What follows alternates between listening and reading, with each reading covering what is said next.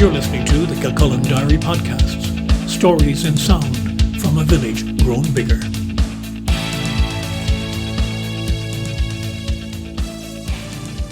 Hello, I'm Brian Byrne. You're listening to In Those Days, a Kilcullen Diary series on memories of times before today. Mine, my family's, and other people's. In this episode, I'm remembering the factory. It was a building at the back of the yard in the family pub, over which was the loft where coffins were stored, and the boxing club had space for training and a ring to spar in. At the far end of the loft was the office of the bookkeeper, Miss Dowling. A lonely kind of a location, but she seemed reasonably happy there. Later the position was taken by Miss Young, who had worked similarly in the hardware office for Grandad. She subsequently moved the office to a more observational spot in the street corner room of the family home Moyola, where originally had been the forge around which the house was built. But to us children, the factory was the most curious and interesting place when it was in action. That was sporadic, but when the machinery was running, it became a different environment to being merely a store and a sorting space for crates and bottles. I can't remember when the Leinster Beverage Enterprise was set up by my dad, Jim Byrne Jr., though there's a fragment of home movie in existence showing all of us kids drinking the lemonade product from bottles with straws. And I'm still at the age there of playing with toy guns. Dad was always prepared to take a punt on an idea with any potential to make the family rich. None of them did, but he had a lot of fun trying. In this case, he'd established a mineral water business, making the various drinks from syrups, bottling them, and shipping them to pubs all through Kildare, Carlow and West Wicklow. Deliveries were made by a couple of Bedford lorries, which were also used in the summers to ship the family stuff for a month or more to Poulshone and Ardamine near Cortown. I preferred going in the lorry rather than with the rest of us in the family car. The equipment in the factory was an assembly line in galvanized steel, which took up much of the building's floor space. At one end was a big trough with rotating containers for bottles. When working, it was full of steaming hot water into which the bottles would be immersed, coming back up the other side, sterilized and draining. From the sterilizing bath, the bottles were manually put on a travelling metal band to the filling section, where they were topped off with whatever was the drink in production.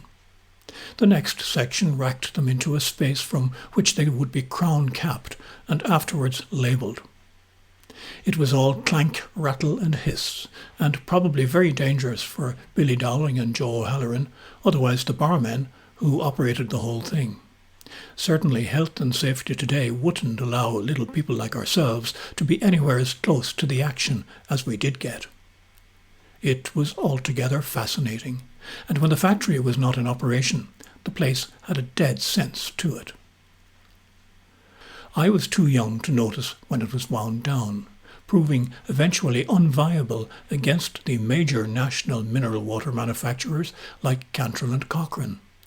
But the lorries were eventually disposed of, and some unsold stock was for a long time stored upstairs in the loft. The enterprise hadn't been a financial success, but if there was anything characteristic about my dad, he never stopped trying something new. He also knew when to stop, mostly when bookkeeper Miss Young told him to, in her uncompromising and blunt fashion. The factory space has other memories. In those days, most pubs in Ireland bottled their own Guinness, from barrels delivered by the company. Each pub was provided with its own supply of Guinness labels with the bottled in-house by and then the name of the establishment on them. I remember well Billy Dowling filling the bottles from a multiple siphon setup, which could handle half a dozen bottles at a time. The trick was to keep it going left to right, so that by the time the last empty bottle was placed under its spout, the first was just brimming off. Billy was dazzle in motion while doing it, with so little waste going into the tray underneath that it was of no consequence. He'd lift empty bottles from cases on his left and on the right plonk the filled ones into their tray of 24, never taking his eyes from the siphons. After a filling session they'd be stoppered, originally with corks, but later with a lever-operated crown cap machine, which was the highest tech of its time. Guinness had to be stored in bottle for a couple of weeks before it could be served, so there was also a system of producing enough to meet demand ahead without having too much in stock. Labels were coded to help each pub rotate the bottles to their best sell-by date. All that had changed by the time I, years later, was running the pub myself. As far as Guinness was concerned, and by then they owned not just their own black product, but most other Irish beers as well, everything was centralised production so that they could control the quality of what was served across the counter. It did make the running of a pub that bit easier, although it involved a much more critical system of sorting bottles and crating empties for return because of the very important credit against the account. Today, none of the various brands of beers and mineral waters served involve the return of empty bottles. They're just dumped into bins for broken glass recycle.